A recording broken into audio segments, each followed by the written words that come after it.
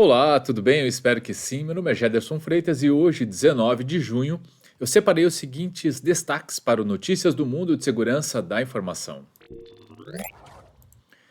Extorsão de crimes cibernéticos atinge recorde histórico. Novo ataque à cadeia de suprimentos explora buckets abandonados do S3. E Shell é atingida por onda de ataques contra grandes empresas do mundo. E eu começo com essa notícia divulgada no portal seguinfo.com.br. Extorsão de crimes cibernéticos atinge recorde histórico. Os ataques de extorsão cibernética e sequestro de dados tornaram-se cada vez mais prevalentes nos últimos anos, representando uma ameaça significativa para organizações de todos os tamanhos e setores, de acordo com a Orange Cyber Defense. Com base em dados de 6.707 vítimas de negócios confirmadas, observou-se uma flutuação no número de ataques, ou melhor, no número de vítimas em diferentes países e setores. Embora tenha havido uma diminuição de 8% do número de vítimas de extorsão cibernética em 2022, os dados mais recentes revelam os maiores volumes registrados até o momento no primeiro trimestre de 2023. Isso indica que a redução temporária foi seguida por um aumento significativo na atividade criminosa. Além do aumento geral do número de vítimas, os ataques de extorsão cibernética também estão se expandindo para novas regiões geográficas. O Sudeste Asiático registrou um aumento significativo de 42% em relação ao ano anterior, com países como Indonésia, Singapura, Tailândia, Filipinas e Malásia sendo os mais afetados. Em contraste, houve uma diminuição nas vítimas na América do Norte e Europa. Anteriormente, os ataques eram principalmente oportunistas e visavam países com um grande número de organizações registradas. No entanto, essa tendência está mudando à medida que países ocidentais maiores começam a responder ativamente à ameaça, levando os agentes maliciosos a buscarem novos alvos. Os cybercriminosos estão se concentrando em regiões onde o risco parece ser menor devido à falta de proatividade dos governos locais. Em 2022, a indústria manufatureira foi a mais impactada, representando cerca de um quinto de todas as vítimas. No entanto, houve uma queda de 39% no número de vítimas desse setor, principalmente devido ao fim das atividades criminosas do grupo Conti. Por outro lado, o setor educacional sofreu um aumento alarmante de 41% em relação ao ano anterior, com destaque para o grupo Vice Society como responsável pelos ataques. Na Dark Web, cerca de 10 organizações desse setor são expostas publicamente mensalmente, com os Estados Unidos, Reino Unido, Espanha, França e Austrália sendo os países mais afetados. Além disso, o setor financeiro registrou aumento de 11% nos ataques de extorsão cibernética, com mais de 130 instituições financeiras se tornando vítimas. Surpreendentemente, 75% de todas as vítimas têm menos de 1.000 funcionários. Embora tenham havido um aumento no número de vítimas no primeiro trimestre de 2023, há esperança de que os esforços contínuos para combater a extorsão cibernética possam trazer resultados positivos este ano. No entanto, para alcançar esse objetivo, é crucial que o setor se una e continue compartilhando informações sobre ataques e ameaças. A colaboração entre indústria e governo é fundamental para reduzir a atividade cibernética maliciosa. Eventos geopolíticos, como a guerra na Ucrânia, também podem ter impacto no ciberespaço, e é essencial que as iniciativas governamentais sejam implementadas para enfrentar os riscos representados pelos agentes de ameaças. Os líderes da Orange Cyber Defense enfatizaram que a união e o compartilhamento de informações são vitais para enfrentar esse tipo de crime, além de ressaltar a necessidade de melhorar a colaboração entre os setores público e privado no combate à extorsão cibernética. É uma matéria importante que dá uma clareza de que ataques de ransomware eles continuam acontecendo. Embora a matéria tenha deixado claro um aumento em determinadas regiões do mundo, e claro, de certa forma ligando esse aumento mais ao Sudeste Asiático, dizendo que lá estão concentrados o aumento de 42%, ao mesmo tempo, quando fala das principais vítimas embora tenha dito que tenha havido uma redução, né, na América do Norte e nos países europeus, quando cita as principais vítimas, continua citando esses países. Ou seja, diminuiu, mas não acabou.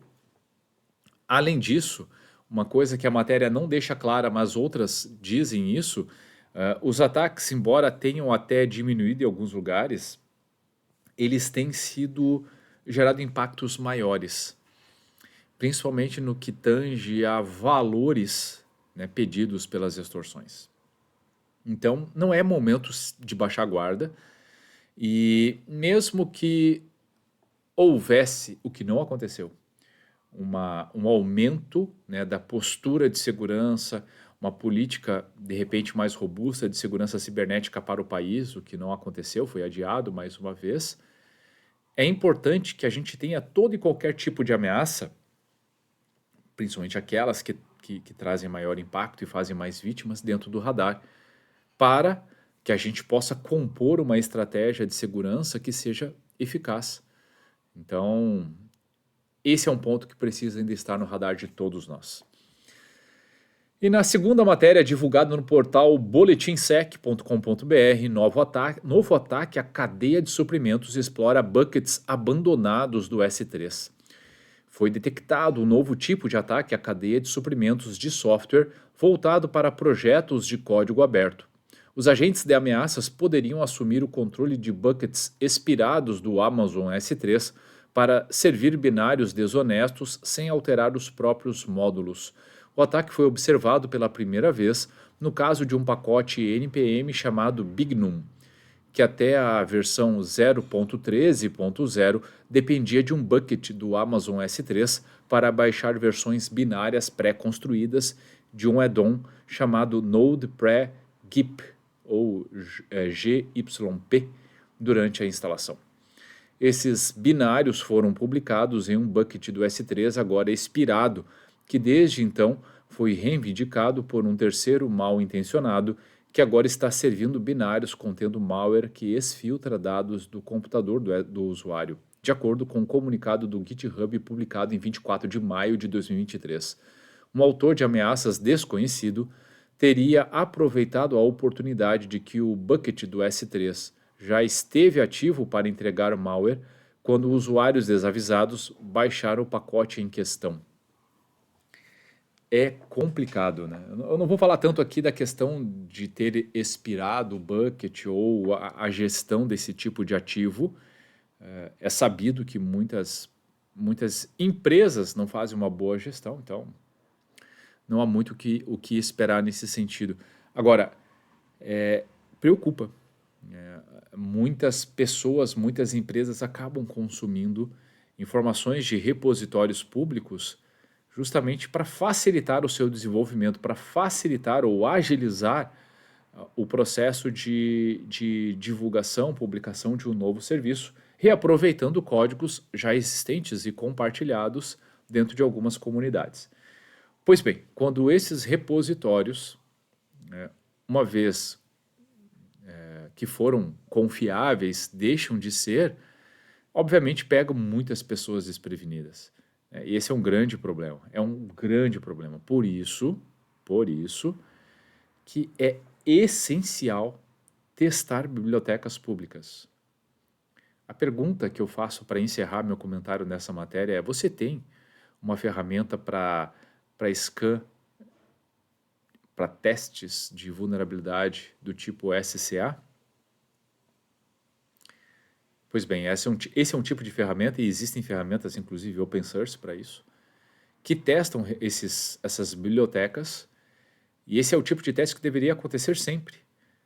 Antes de presumir que não há nenhuma fragilidade, que não há nenhum problema, se deve testar para só depois adotar. Então, esse é um ponto importante. E o segundo, é preciso ter muito cuidado com os repositórios escolhidos. Procurar repositórios mais renomados, conhecidos, confiáveis. Executar os testes também, por que não? Porque mesmo esses podem ter algum tipo de vulnerabilidade, talvez por uma falha de desenvolvimento, não necessariamente um malware. Então são pontos muito importantes que devem ser levados em consideração. E na última matéria de hoje, divulgado no portal canaltech.com.br, Shell é atingida por onda de ataques contra grandes empresas no mundo. A Shell é a mais nova empresa a se unir à crescente lista de corporações atingidas por uma onda de ataques de sequestro de dados que começou no final no final de maio, desculpe. É que eu ia fazer uma observação. Muito se fala em sequestro de dados, né? O que é o sequestro de dados? Ataques de ransomware. Nós não podemos perder de vista, porque nós vamos ouvir muitas vezes essa questão do sequestro de dados, vazamento de dados. E na grande maioria das vezes, ele está ligado a ataques de ransomware. E nos dá a falsa sensação de que os ataques de ransomware diminuíram e que agora há uma série de outras ameaças. É a mesma. É a mesma. Então isso é importante estar no radar de todo mundo. Bom, mas continuando a matéria, dados de um pequeno número de funcionários e clientes de suas operações globais teriam sido obtidos pelos criminosos que estariam exigindo resgate para não liberar as informações publicamente. A multinacional do setor de combustíveis é a mais recente adição a uma relação que já conta com mais de 200 corporações de todos os portes, todas vítimas de ataques de uma mesma quadrilha.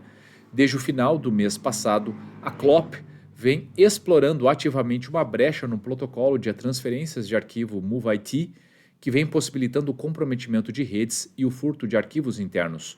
Outros grandes nomes globais, como BBC e British Airways, também já caíram diante da ação, assim como ramos do próprio governo americano. O total de agências atingidas não foi revelado, mas a CISA fala em várias, enquanto o prazo para a atualização mandatório do protocolo de transmissão de dados se encerra na próxima semana. Os impactos dos golpes sobre a operação federal, entretanto, devem ser insignificantes, segundo o comunicado oficial. A CISA trabalha ao lado de outras agências do governo para entender os impactos e danos causados pelos golpes, enquanto o atendimento à população e outras operações e trabalhos não teriam sido interrompidos em momento algum como consequência da onda de ataques. No caso da Shell, também são poucos detalhes divulgados pela companhia, principalmente em relação ao teor das informações obtidas pelos bandidos. Segundo a empresa, as investigações ainda estão em andamento, mas há indícios de comprometimento dos sistemas centrais de TI, representação brasileira da Petrolífera também informou a Canaltech que a operação brasileira da companhia não foi afetada pelos ataques. A Shell foi adicionada à lista de alvos do banco Clop no dia 15, junto com outras 11 empresas de médio e pequeno porte. Não há detalhes também sobre o valor do resgate pedido às vítimas ou prazos para pagamento, com a ameaça sendo de liberação das informações furtadas caso não haja acerto com os criminosos. De origem russa, a quadrilha Clop ficou conhecida no cenário cybercriminoso como operadores de ransomware, mas na atual onda de ataques não realizam o travamento dos arquivos das empresas atingidas. Seria uma maneira de agilizar o processo, enquanto os golpes são entregues de forma massiva a servidores MoveIT desprotegidos em empresas de todo o mundo. Estados Unidos e Reino Unido seriam os principais territórios em risco, principalmente o primeiro, onde mais de 1.000 servidores sem atualização estariam presentes. O update foi liberado pela desenvolvedora do software, a Progress, no início de junho, mas a demora na aplicação da correção por parte das corporações transforma essa em uma ameaça persistente. Enquanto isso, talvez, como forma de reduzir o escrutínio das autoridades, o Clop afirmou que apagou as informações obtidas do governo americano, e isso valeria também a eventuais dados obtidos a partir de administrações públicas de todo o mundo. Hospitais e agências militares também estariam na área de exclusão dos bandidos, que apontam questões éticas para justificar isso. O grupo também não cumpriu ameaças relacionadas à divulgação de dados. O Clop havia dado originalmente até o dia 14 de junho para que a primeira leva de empresas atingidas pela onda de ataque realizasse o pagamento, caso contrário, as informações comprometidas viriam a público. Até amanhã do dia 16, entretanto, nenhum vazamento do tipo havia ocorrido. O Brasil, normalmente citado como um alvo costumeiro de ataques de ransomware, não está no centro do cenário de ameaças. De acordo com os sistemas de análise do OpenCTI BR, somente 6 infraestruturas MOVE-IT desprotegidas estariam disponíveis no Brasil e, ainda que pertençam a grandes empresas, não existiria risco de uma proliferação generalizada dos golpes em nosso país. O grande ponto aqui, pessoal, e eu quero sintetizar isso ao máximo, diz respeito à falta de agilidade de um processo de gestão de vulnerabilidades e correção. Foi falado que essa vulnerabilidade ela já foi corrigida, já foi disponibilizada uma correção no início de junho, mas muitas empresas permanecem com ela sabendo que estão sendo exploradas. Aqui fala em 6 grandes empresas no Brasil. Será que essas empresas poderiam ter problemas sérios caso essa vulnerabilidade fosse explorada? Esse é um dos maiores desafios de todas as áreas de segurança.